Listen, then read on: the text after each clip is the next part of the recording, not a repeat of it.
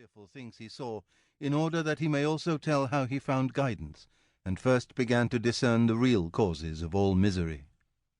He comes to a hill, and seeing its summit already bright with the rays of the sun, he begins to ascend it. The way to it looks quite deserted. He is met by a beautiful leopard, which keeps distracting his attention from the hill, and makes him turn back several times. The hour of the morning, the season, and the gay outward aspect of that animal give him good hopes at first. But he is driven down and terrified by a lion and a she-wolf. Virgil comes to his aid, and tells him that the wolf lets none pass her way, but entangles and slays every one that tries to get up the mountain by the road on which she stands. He says a time will come when a swift and strong greyhound shall clear the earth of her, and chase her into hell. And he offers to conduct Dante by another road, to show him the eternal roots of misery and of joy, and leave him with a higher guide that will lead him up to heaven. In the middle of the journey of our life, I came to myself in a dark wood, where the straight way was lost. Ah, how hard a thing it is to tell what a wild and rough and stubborn wood this was, which in my thoughts renews the fear. So bitter is it that scarcely more is death. But to treat of the good that I there found, I will relate the other things that I discerned. I cannot rightly tell how I entered it, so full of sleep was I about the moment that I left the true way.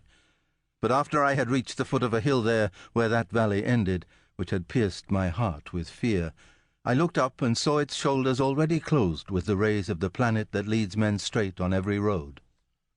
Then the fear was somewhat calmed, which had continued in the lake of my heart the night that I passed so piteously. And as he, who with panting breath has escaped from the deep sea to the shore, turns to the dangerous water and gazes, so my mind, which was still fleeing, turned back to see the past that no one ever left alive. After I had rested my weary body a short while, I took the way again along the desert strand, so that the right foot always was the lower.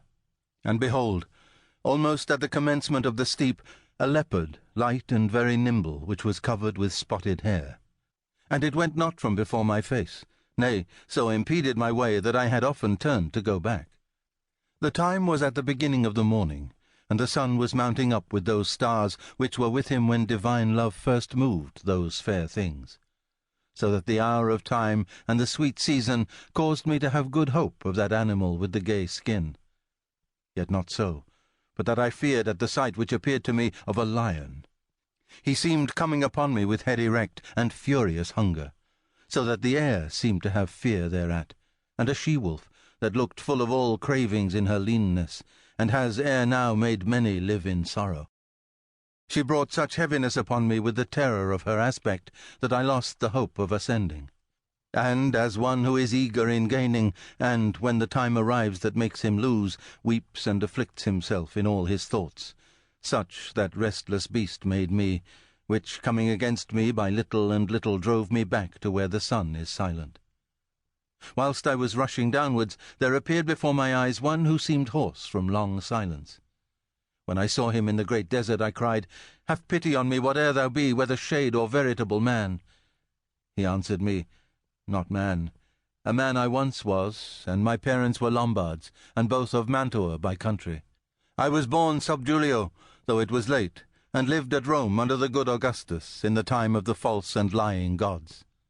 A poet I was, and sang of that just son of Anchises, who came from Troy after proud Ilium was burnt. But thou, why returnest thou to such disquiet?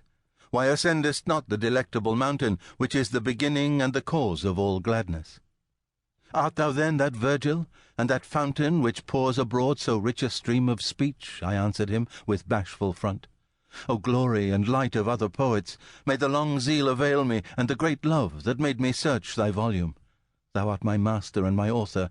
Thou alone art he from whom I took the good style that hath done me honour. See the beast from which I turned back. Help me from her, thou famous sage, for she makes my veins and pulses tremble."